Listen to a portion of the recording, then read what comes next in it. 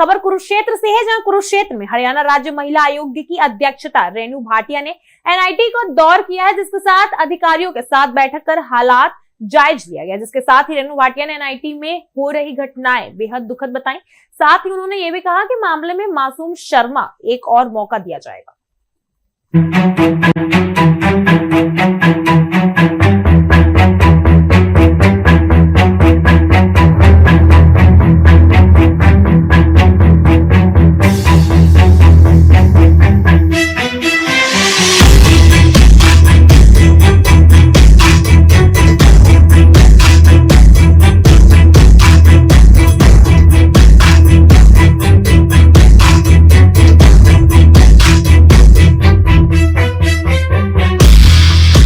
आज का कुरुक्षेत्र दौरा 2-3 विषयों को लेकर था, जिसमें सबसे पहले हमने एलसी कमेटी की एक मीटिंग जो है सेक्रेटरीट में रखी।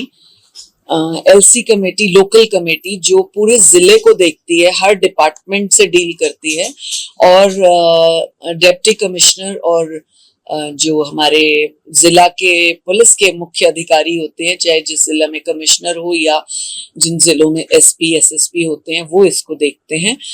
कोई भी डिपार्टमेंट में अगर कहीं किसी महिला के साथ अन्याय हुआ हो, वो अपनी एलसी कमेटी में शिकायत लगा सकती है, तब जब जिस भी वो विभाग की हो उसकी आईसी में ना सुनी गई हो या वो सेटिस्फाइड ना हो।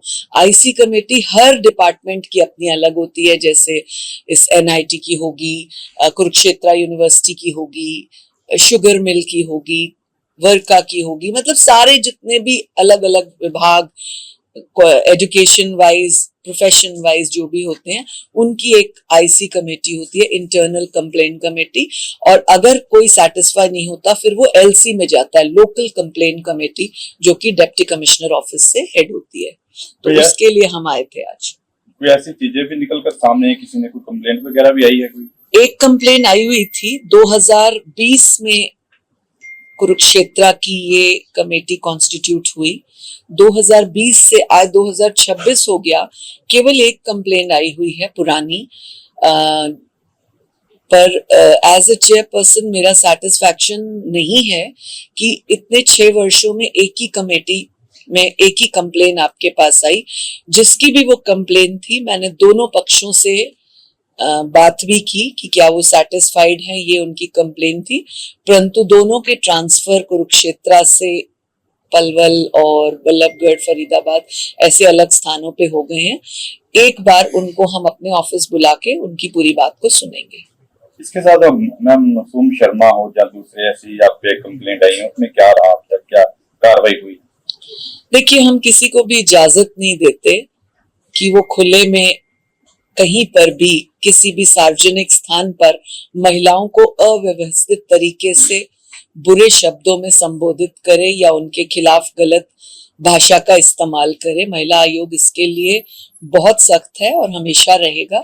इस विषय को लेकर मासूम शर्मा का जो देहरादून में डीएवी कॉलेज में उसकी भाषा और शब्द थे, उनके खिलाफ हमने बातचीत की, इसलिए क्योंकि देहरादून से हमें एक महिला की कंप्लेंट आई कि आप हरियाणा राज्य महिला आयोग की अध्यक्षा हैं और आप के हरियाणा का मासूम शर्मा है, जिसने आकर देहरादून के डीएवी कॉलेज के एक कार्यक्रम में इस तरह के शब्दों का इस्तेमाल किया। तो हमारा निवेदन है कि आप इसके ऊपर कार्रवाई करें। उसी संदर्भ में हमने उनको समन किया था, जिस पर वो नहीं पहुंचे इस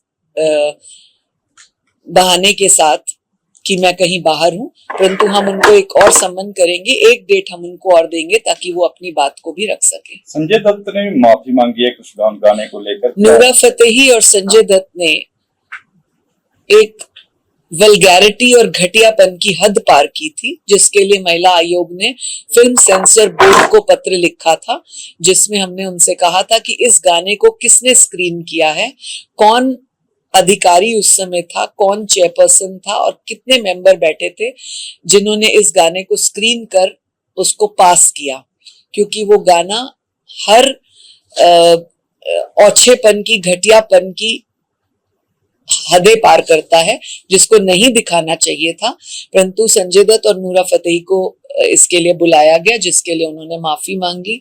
50 बेटियों का जो है उन्होंने ध्यान रखने की बात की। अब इस पर हम चर्चा करेंगे कि आगे क्या करना है। एनआईटी में पहुंचे हैं। एनआईटी में पिछले दिन कई ऐसे मामले सामने हैं, चाहे बेटियों की सुसाइड की बात हो, चाहे एनआईटी की तरफ से जो हम न्यूज पढ़ रहे थे कि बहुत सी इस तरह से अनहोनी घटनाएं हुई। कुछ लड़कों की, एक आध लड़की का भी बीच में आया कि उसने आत्महत्या करने का प्रयास किया और सब बातें। हमें बहुत से बच्चों की गुप्त जानकारी के माध्यम से हमें पता लगा कि वो चाहते हैं कि हम यहाँ आए और पूरी पूछताछ करें